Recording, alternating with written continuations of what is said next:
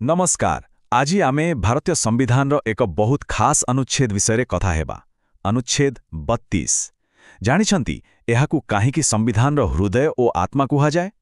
कारण एहा हेउछि आमर बाकी सबु मौलिक अधिकार सबुठू बड़ रक्षा कवच। केबे भाबिचंती जदि कहार मौलिक अधिकार केही छड़ेई निए ताहले से माने करिवे कोन? न्याय पाइबा पई शेष रास्ताटा कोन? बस एही प्रश्नर उत्तर ही आमकू कहिबो जे अनुच्छेद 32 केते जरूरी। तेबे आसंतु आम आलोचनार प्रथम भाग को जिबा।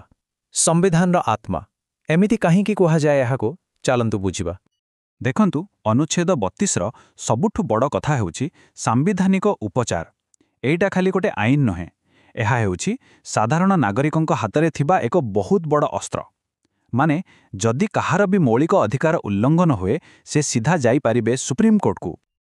आउ जानिछंती जेतेबेले आम संविधान तयारी होउथिला सेतेबेले कुहा जाइथिला जे एही अनुच्छेद ही होउछि संविधानर प्रकृत आत्मा आउ हृदय। कारण एहा जदि नथांता तेबे बाकी सबु अधिकारर किछि माने ही रहि नथांता। सेथिपाई तो एहाकू कुहा जाए रामबाण। माने एमिति एक उपचार जहा केबे भी फेल हुएनी। आउ एही अनुच्छेद अनुसारे सुप्रीम कोर्ट आमको सुरक्षा देबा पई 5 प्रकारर शक्तिशाली आदेश जारी करि पारंती, जहाकू आमे रिट बोली कहू। तेबे एही 5टी रिट भितरु प्रथम 3टा सीधासळख सरकारी बाउमानंक पई उद्दिष्ट। चालंतु देखिबा सेगुडिक कोन आ केमिति काम करे। प्रथम रिट हेउछि हेबियस कॉर्पस, ओडिया रे कहिले बंदी प्रत्यक्षीकरण। एहार सीधासळख माने हेउछि जेउ लोककू धरिछ ताकू आम सामनारे हाजर कर। एहार मूल काम हैला काहाकू भी जेमिति बेआईन भावरे अटक रखा न जाए। अच्छा, तेबे एइटा काम करे केमती?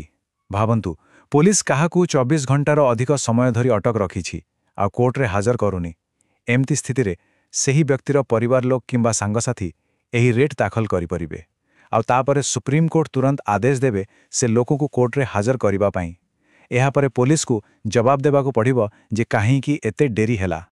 तेनु मोटामोटी कहिबाकू गले जेतेबेले कथा आसे व्यक्तिगत स्वाधीनतार सेतेबेले हेबियस कॉर्पस हेउछि सबुठारु बड़ सुरक्षा कवच। एबे आसीबा द्वितीय रेट को, जार ना हेउछि मांडामस बा परमादेश। एहार माने बहुत सरल, आमे आदेश देउछु। जेतेबेले कोनोसी सरकारी अधिकारी निज काम ठीक भाबरे करंती नाही, कोर्ट सेमानंकू काम करिबा पय एही आदेश दियंती।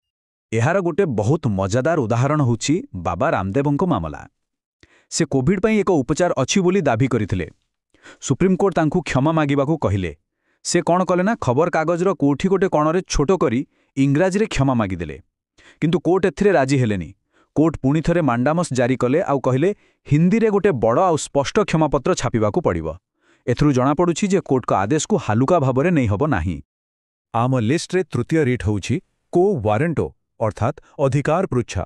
एहा गोटे सीधा प्रश्न, आपण केउ अधिकार बलरे एही काम करूछंती? जदि केही जणे निज पदवीर भूल व्यवहार करंती बा जेउ काम पई तांकर अधिकार नाही सेही काम करंती, सेतेबेले कोर्ट एही रिट जारी करंती। चालंतु एहाकू गोटे सहज उदाहरण रे बुझिबा। धरंतु गोटे स्कूल रो माली कॉमर्स क्लास रे पिलांकू पढ़ाउछंती।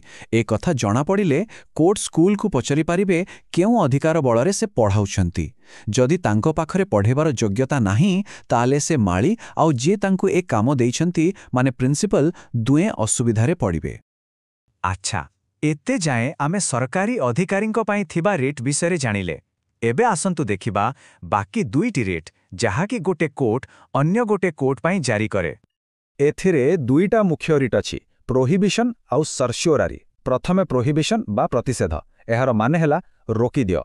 जदि गोटे छोट कोर्ट निज अधिकार क्षेत्र बाहर को जाई कोनोसी मामलार सुनानी करुथाए तेबे बड़ कोर्ट ताकू सेठी अटकाई दिए। एबे सर्शियोरारी बा उत्प्रेषण। एहार माने निष्पत्ति बदलाई दियो। जदि छोट कोर्ट कोनोसी भूल निष्पत्ति देई सारिछि तेबे बड़ कोर्ट सेही निष्पत्ति को बदलाई पारे। तेणु सीधा कथा गोटिए काम को अटकाए आउ अन्यटी होई सारिथिबा भूल को सुधारे। तेबे एसबु आलोचना परे आसंतु देखिबा एही 5टी रेट मिसी केमिति आम स्वतंत्रतार कवच भली काम करंती। आसंतु तेबे शेषरे थरे फटाफट मने पकई देबा। हेबियस कॉर्पस, मांडामस आउ को वारंटो एई 3टा लागू हुए सरकारी अधिकारींको उपरे, आउ प्रतिषेध एवं उत्प्रेषण ए 2टा बड़ कोर्ट छोटो कोर्ट पई व्यवहार करंती। बास ଏହି 5ଟି ରିଟ୍ ହିଁ ହେଉଛି ଆମ ଅଧିକାରର ଅସଲି ସୁରକ୍ଷା କବଚ। ତେଣୁ ଶେଷରେ କହିବାକୁ ଗଲେ ଅନୁଚ୍ଛେଦ 32 ପାଇଁ ହିଁ ଆମ ମୌଳିକ ଅଧିକାରଗୁଡ଼ିକ ଖାଲି ସମ୍ବିଧାନ ବହିର ପୃଷ୍ଠାରେ ରହିଯାଇନି, ବରଂ ପ୍ରତ୍ୟେକ ନାଗରିକ ପାଇଁ ଏହା ଏକ ବାସ୍ତବ ଶକ୍ତି ପାଲଟିଛି। ଏହା ସରକାର ଆଉ ସାଧାରଣ ଲୋକଙ୍କ ଭିତରେ ଶକ୍ତିର ସନ୍ତୁଳନ ରଖେ ଆଉ ସରକାରଙ୍କୁ ତା କାମ ପାଇଁ ଜବାବଦେହି କରାଏ। ଆମକୁ ଏହି ଅଧିକାର 1950 ମସିହାରୁ ମିଳିଛି। ଟିକେ ଭାବିବା ଦରକାର, ଆଜିର ସମୟରେ ଏତେ ବର୍ଷ ପରେ ବି ଏହି ଅନୁଚ୍ଛେଦ ଆମ ସ୍ୱାଧୀନତାକୁ ବଞ୍ଚାଇ ରଖିବାରେ କେତେ ଗୁରୁତ୍ୱପୂର୍ଣ୍ଣ।